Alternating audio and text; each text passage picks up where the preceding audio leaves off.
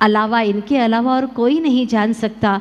तो वह मन ही मन में इतना पाप धरा और कहता है, सेठ जी 4 महीने तो नहीं, लेकिन हाँ 6-7 दिन के लिए रुक सकता हूँ, लेकिन 6-7 महीने तो मुझे बाहर जाना है अभी व्यापार के कारण से, तो मैं तो रह ही नहीं पाऊँगा। लेकिन क्या करूँ, आगे मैंने कहीं पर बोल दिया है, वचन दे दिया है, और ब्रह्मचारी अपने वचन से कैसे मुकर सकता है। और सेठ जी बड़े प्रभावित हुए कि वास्तव में कितना पहुंचा हुआ है यहाँ ब्रह्मचारी। तब उन्होंने कहा, आप कोई बात नहीं, 7 दिन यहीं पर रह जाइए, मैं तो बाहर जा रहा हूँ। मन ही मन बड़ा खुश हो रहा था। यही तो ताक थी उसकी, यही तो सोच थी कि सेठ जी न रहे और मंदिर में वह रहे, ताकि मूर्तियों को चोरी कर सके, किसी न किसी प्रकार से उनको चोरी करके ले जा सके। बहुत खुश होता है। अभी क्या खुश हो रहा है, जब कर्म का उदय आएगा तब समझ में आएगा। अभी थोड़ी सी निर्धनता सहन नहीं होती है तो पाप कर लेता है। कई लोग मंदिर की वस्तुओं की चोरी कर लेते हैं। सोचिए आप, भंडार में डाले हुए पैसों की चोरी करते हैं और फिर भवांतर तक दरिद्र हो जाते हैं। बहुत छोटी छोटी बातें होती हैं। मंदिर के द्रव्य से पूजा कभी भी नहीं करना चाहिए, ये सिद्धांत है। अगर आप करोगे तो आपको क्या फल मिलेगा? आपने स्वाहा की, लेकिन आपके कर्मों की स्वाहा नहीं हो पाएगी, क्योंकि द्रव्य तो आपका है ही नहीं। और अभी गृहस्थ हैं, गृहस्थ को द्रव्य सहित अपने भावों को लगाना चाहिए।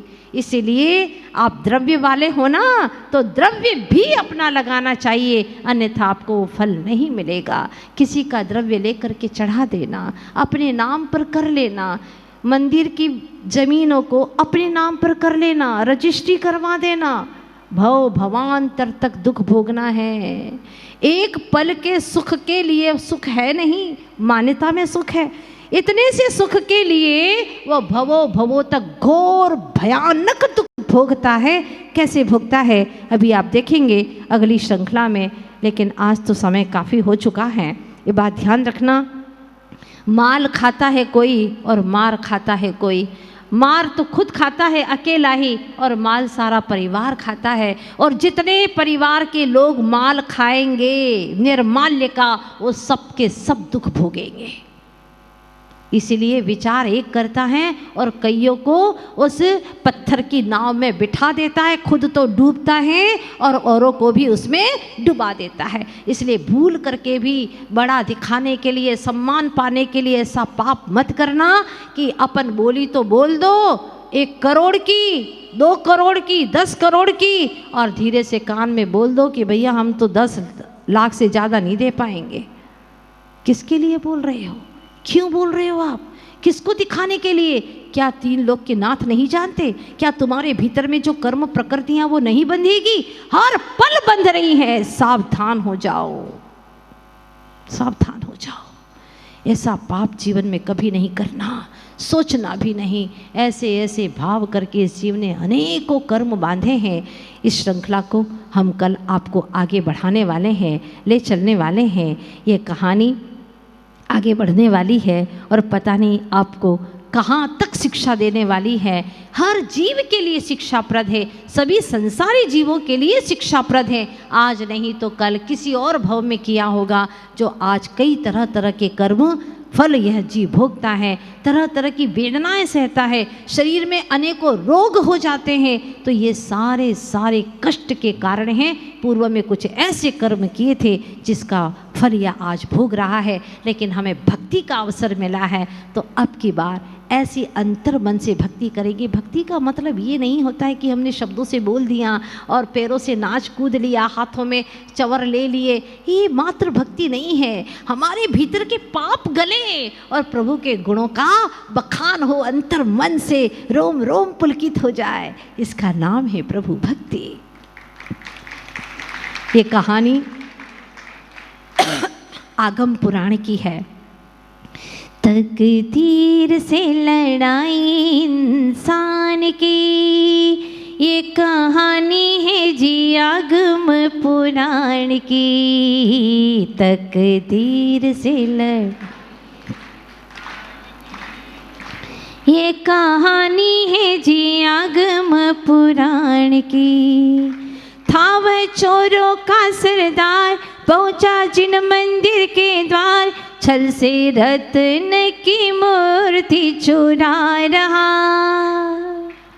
क्या कर रहा? छल से, किसी को पता न चले, और 7 दिन के लिए वो मंदिर में आया है। आप भी मंदिर में हैं 7 दिन के लिए, उसी के साथ में, कहानी के साथ में, लेकिन आप भगवान आदिश्वर की भक्ति कर रहे हैं और वह चोर मूर्तियों को चुराने का दुर्भाव कर रहा है।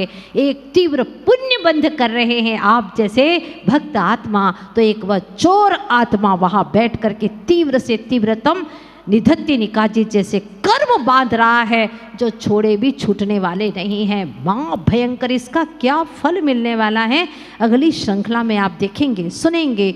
और अपने जीवन में एक पल के लिए भी कहीं से भी साधर्मी के प्रति कोई विवाद का भाव भी आया हो, कोई भी छोटी छोटी बातों में आपके परिणाम बिगड़ जाते हैं, मंदिर में ही लड़ लेते हैं, वही कर्म तो तीव्रता से बंध जाते हैं। और आज तक अगर ऐसे भाव हुए हों तो मन में पश्चाताप करिएगा, परिणामों को निर्मल रखना। अगर आगामी सुख चाहिए, वर्तमान में सुख और आनंद चाहिए, तो आज से ही अपने परिणामों को बहुत सहज सरल करके सभी जीवों के प्रति क्षमा वीरस्य भूषणम, क्षमा का भाव, क्षमा का भाव। जो गलती हो गई हो प्रभु, अब उसका भी क्या करें, अगर गलती हुई है तो क्या करना, इसके लिए भी आचार्य भगवान उपाय बताते हैं कल की श्रृंखला में। आज तो सिर्फ मैंने एक पड़ाव डाला है, कल देखते हैं आखिर क्या होता है। तकदीर से लड़ाई इंसान की कैसे होती है, देखते हैं आगे की श्रृंखला में। बहुत अच्छा लग रहा है। अगर यहाँ से देखो तो ऐसा लगता है कि जैसे कि सिद्धालय में सारे के सारे सिद्ध होने वाले हों, इतना अद्भुत दृश्य लगता है।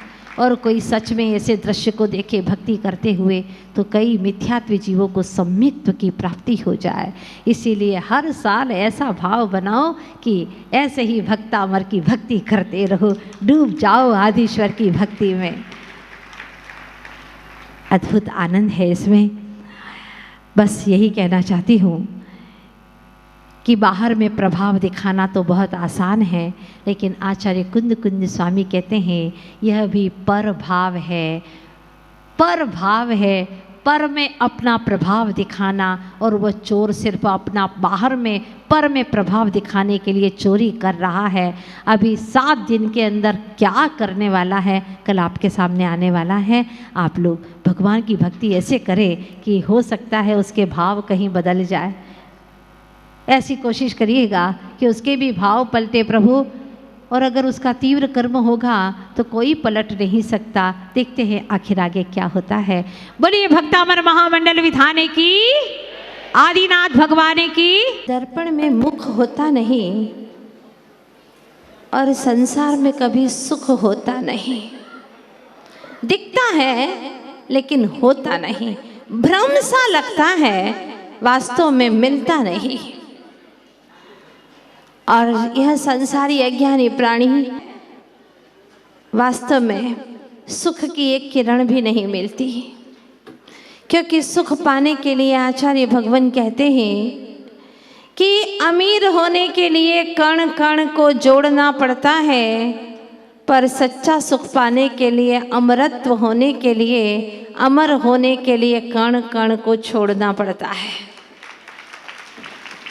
अमीर होने के लिए तो कण कण को जोड़ना पड़ता है, संचय करना पड़ता है, लेकिन अमर होना है तो कण कण को भी छोड़ना पड़ता है।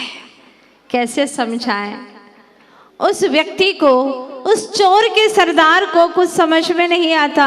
उसने तो मन में ठान लिया है और अब जगह जगह पर धर्म की प्रभावना कर रहा है। कितना आसान है धर्म की प्रभावना करना बाहर में, और कितना कठिन है अपने ही आत्मा के प्रदेशों में धर्म प्रभावना करना।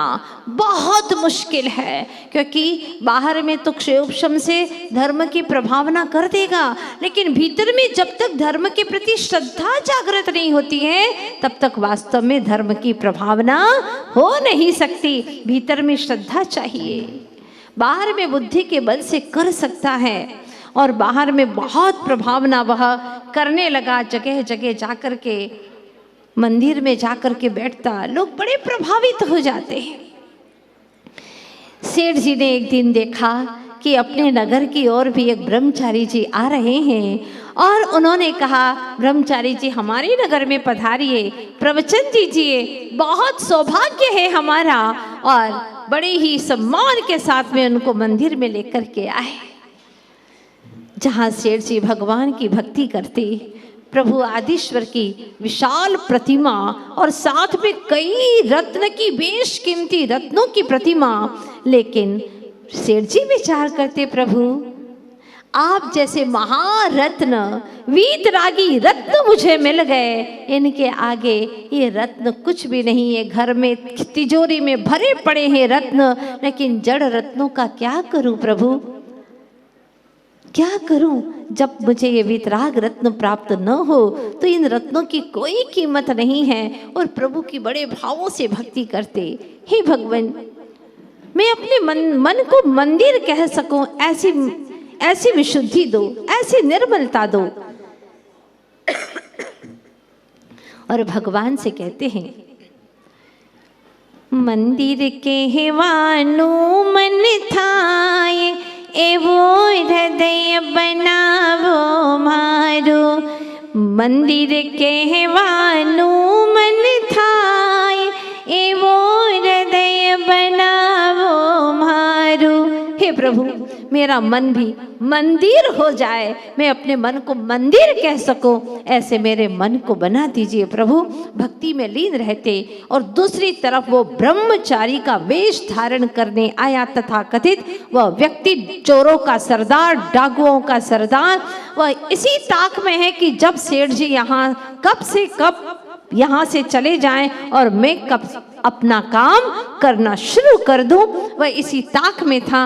और इधर क्या हुआ, सेठ जी को बाहर जाना ही था, व्यापार के निमित्त से जाना जरूरी था। वह तो ब्रह्मचारी जी का समागम छोड़ना ही नहीं चाहते थे। बेचारे सरल हृदय, क्या जाने सेठ जी कि इसके मन में कितना पाप भरा हुआ है। और वह बाहर चले जाते हैं। इधर वह डाकू का सरदार बहुत खुश होता है और कहा, देखा भगवान आपके सच्चे भक्तों को कितना बुद्धू बनाया है मैंने।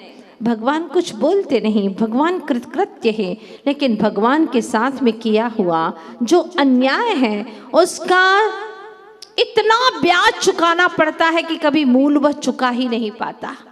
निधत्ते निकाचित कर्मों का बंध हो जाता है, जिसे भोगे बिना छुटकारा नहीं पड़ता। श्रवण बेलगोला के शिलालेखों पर अंकित है आज भी कि जो मंदिर के छत्र, चवर, पूजन के बर्तन, धोती, दुपट्टा, चल अचल संपत्ति जितनी भी है, अगर उसका उपयोग करता है और उसके ऊपर अपना स्वामित्व रखता है, किराया नहीं देता है, लाइट आदि को वापरता है, किसके? मंदिर के नाम की, दान बोल करके देता नहीं है। दान तो बोल दिया लेकिन देता नहीं है। वह देना है दूध बराबर, वह देना है दूध बराबर। जो बोलता है उतना दे देता है, वह दूध के बराबर है। और जिसमें खींचातानी होती रहती है वो तो खून के बराबर है।